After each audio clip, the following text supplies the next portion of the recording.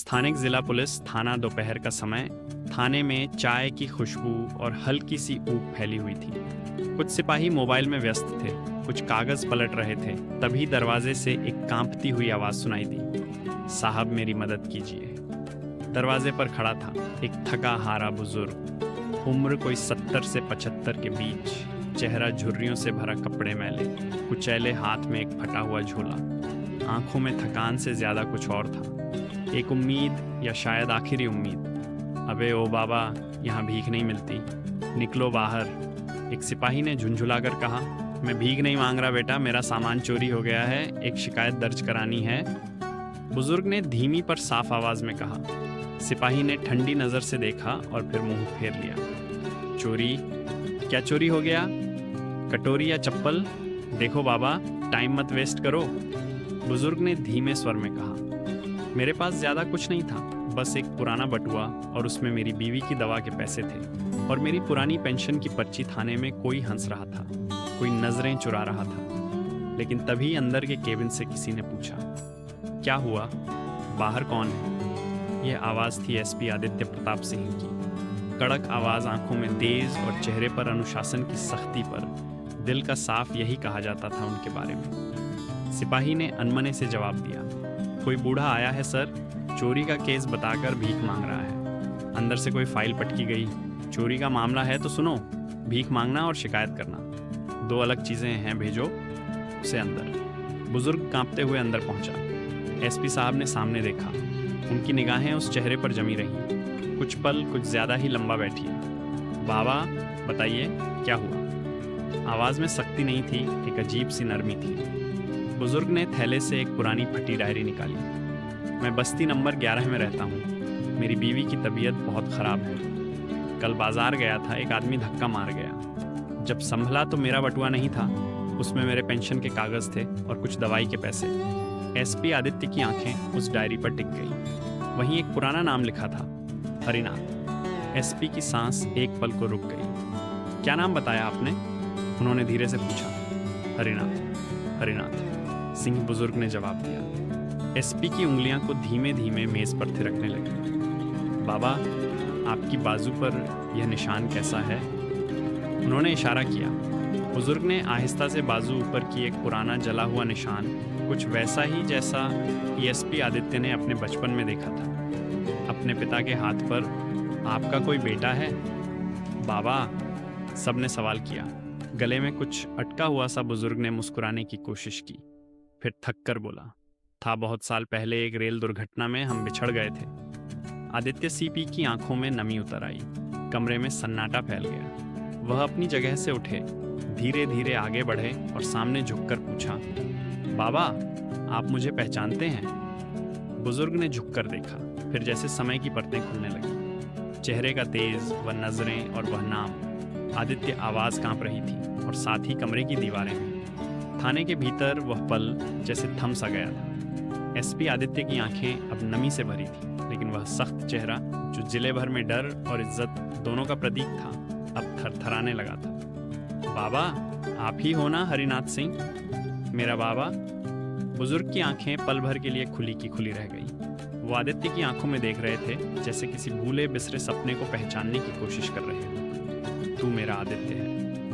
उसकी कांपती आवाज में भरोसे और डर का अजीब मिश्रण था। एसपी ने आगे बढ़कर धीरे से उनके हाथ थाम लिए। हाँ बाबा, मैं ही हूँ आपका बेटा, जिसे आपने स्टेशन पर आखिरी बार देखा था। बुजुर्ग का शरीर कांपने लगा, उनकी आंखों से आंसू बहने लगे, होंठ हिल रहे थे पर शब्द नहीं निकल रहे थे। एक पल के लिए वह फर्श पर ही बैठ गए और एसपी भी घुटनों के बल नीचे आ गया। सिपाही और कर्मचारी जो अब तक खड़े तमाशा देख रहे थे, सन्न रह गए। जो बुजुर्ग उन्हें झूठा शिकायत करता लग रहा था, वही इस थाने के सबसे ताकतवर अफसर का बाप निकला। लेकिन बाबा, आप कहाँ चले गए थे? उस रात के बाद आप कभी नहीं मिले। आदित्य की आवाज टूट रही थी। हरिनाथ ने धीरे धीरे जवाब दिया, वह रेल हादसे की रात। मैं तुम्हें ढूंढता रहा बेटा, लेकिन भगदड़ में सब बिछड़ गए और फिर मैं घायल हो गया। अस्पताल में महीनों रहा, फिर समझा कि शायद तू नहीं रहा। मैं रहा बाबा, मैं जिंदा रहा, एक अनाथालय में पहुंचा, तुम्हें ढूंढता रहा, बड़े होकर आईपीएस बना। सोचा अगर कभी कोई सुराग मिलेगा तो, लेकिन तुम्हारा नाम, शहर सब खो गया था। एसपी की आवाज़ भी अब बह रही थी। बुजुर्ग ने थरथराते हाथों से बेटे का चेहरा छू लिया। तू कितना बड़ा हो गया और अफसर बन गया बेटा।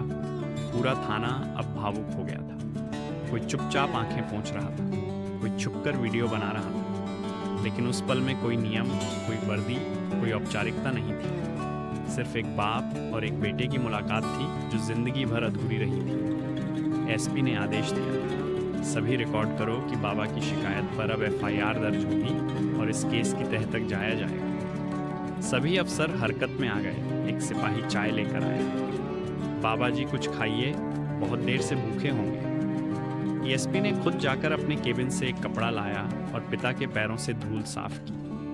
मैंने कितनी बार भगवान से मांगा था कि एक बार मिलवा दो, बस एक बार, अब मैं आपको कहीं नहीं जाने दूंगा। बाबा, बुजुर्ग बोले, नहीं बेटा, मैं किसी पर बोझ नहीं बनना चाहता।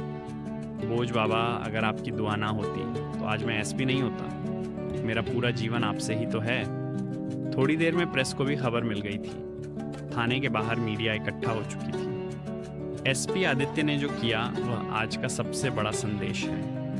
एक पत्रकार ने कहा, और शायद वह सही था, क्योंकि यह कहानी सिर्फ एक गुमशुदा बाप और बेटे की नहीं थी। यह कहानी थी हर उस इंसान की जिसे दुनिया ने भुला दिया, लेकिन किस्मत ने नहीं। हार्ट। शाम ढल चुकी थी। पुलिस स्टेशन की भीड़ धीरे धीरे कम हो रही थी, लेकिन एक कोना अब भी भावनाओं से भरा हुआ था। एसपी आदित्य प्रताप सिंह अपने पिता को अपने सरकारी वाहन में बिठाकर अपने सरकारी आवास की ओर जा रहा था। रास्ते भर दोनों के बीच चुप्पी थी, लेकिन वह चुप्पी बोझिल नहीं थी।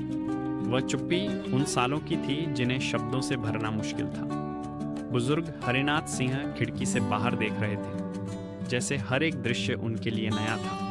बहुत बदल गया है यह शहर, उन्होंने धीरे से कहा। शहर बदला है बाबा, पर आपका बेटा अब भी वही है जो आखिरी बार स्टेशन पर आपके गले लगकर रोया था। आदित्य ने गाड़ी चलाते हुए कहा।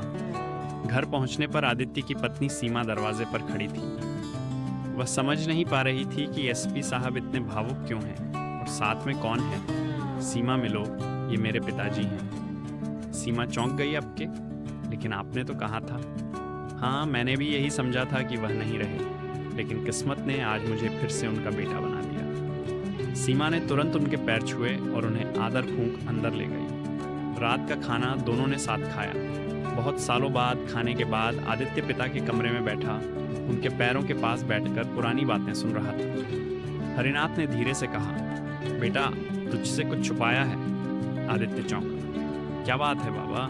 तू जब अनाथालय पहुंचा था मैं तुझे ढूंढने निकला था, लेकिन मैं अकेला नहीं था, तेरी माँ भी थी मेरे साथ। आदित्य के चेहरे से रंग उड़ गया। माँ? हाँ बेटा, वो जिंदा थी, लेकिन हादसे के बाद मानसिक रूप से बहुत कमज़ोर हो गई थी, और जब तू नहीं मिला वो टूट गई। मैंने उसे एक सेवा संस्थान में भर्ती करा दिया, जहाँ उसका इलाज हो सके। तो क्या वह अब भी वहीं है? अब तक मैं हर महीने जाकर मिलता था, पर पिछले महीने मेरी जेब कट गई, दवाई के पैसे भी चले गए। तभी शिकायत दर्ज कराने गया था। एसपी आदित्य खड़ा हो गया। मैं अभी चलूँगा, बाबा माँ को लेकर आऊँगा।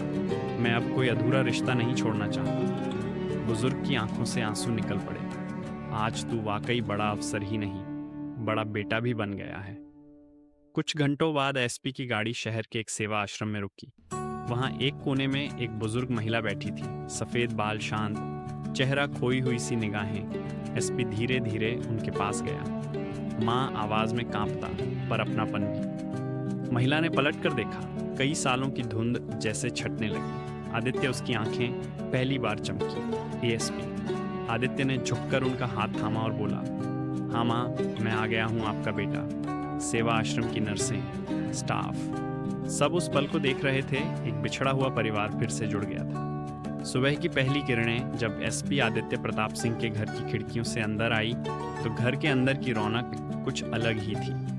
बरसों बाद उस घर में सिर्फ चाय की खुशबू नहीं, एक माँ की ममता, एक पिता का स्नेह और एक बेटे की संतुष्टि का उजाला फैला था। आदित्य ने दोनों के पैर छूकर आशीर्वाद लिया और कहा, अब मैं अकेला नहीं हूँ, अब मेरा घर है, मेरा परिवार है। सीमा ने हाथ में आरती की थाली ली और दोनों बुजुर्गों की पूजा की। माँ बाबा, आप दोनों हमारे लिए भगवान हैं। उस दिन थाना परिसर में एक विशेष सभा रखी गई। सभी पुलिस अधिकारी, कर्मचारी, मीडिया और स्थानीय लोग मौजूद थे। एएसपी आदित्य प्रताप सिंह मंच पर खड़े थे और उनके पास बैठे थे। उनके माँ बाप हरिनाथ सिंह और श्रीमती सावित्री देवी आदित्य ने माइक उठाया और कहा, आप सब सोच रहे होंगे कि एक बुजुर्ग की शिकायत के लिए मैंने थाने को रोका, क्यों इतना गंभीर क्यों हुआ?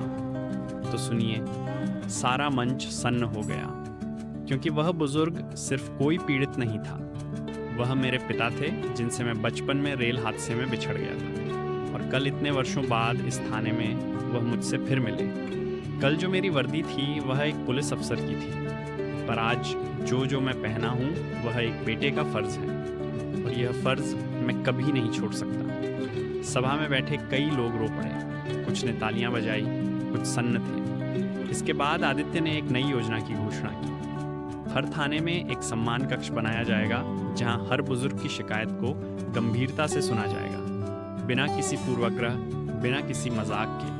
क्योंकि जो लोग हमें जन्म देते हैं, जो लोग देश के लिए जीते हैं, उन्हें आखिरी सफर तक सम्मान मिलना चाहिए। मीडिया हेडलाइंस एसपी के थाने में मिला। सालों बाद बिछड़ा पिता, देश की आंखें, नम आदित्य प्रताप सिंह बने। आदर्श बेटा, नई मिसाल। अब बुजुर्गों की शिकायत होगी। सबसे पहली प्राथमिकता, पुलिस विभाग में बदलाव। शाम को आदित्य अपने पिता के पास बैठा था। बाबा, एक बात कहूँ? हाँ बेटा, अब मैं आपकी पुरानी डायरी को डिजिटल करवा रहा हूँ। आपकी लिखी यादें, कविताएं सब देश पढ़ेगा। हरिनाथ मुस्कुराए। मैंने कभी सोचा नहीं था कि मेरा बेटा इतना बड़ा बनेगा और फिर मुझे ढूंढेगा। आपने कभी छोड़ा नहीं बाबा। किस्मत ने हमें देर से मिलाया, पर अलग नहीं कर पाई दोस्तों। कहानी अच्छा लगा हो तो हमारे चैनल मंच अक्सर को सब्सक्राइब ज़रूर करें।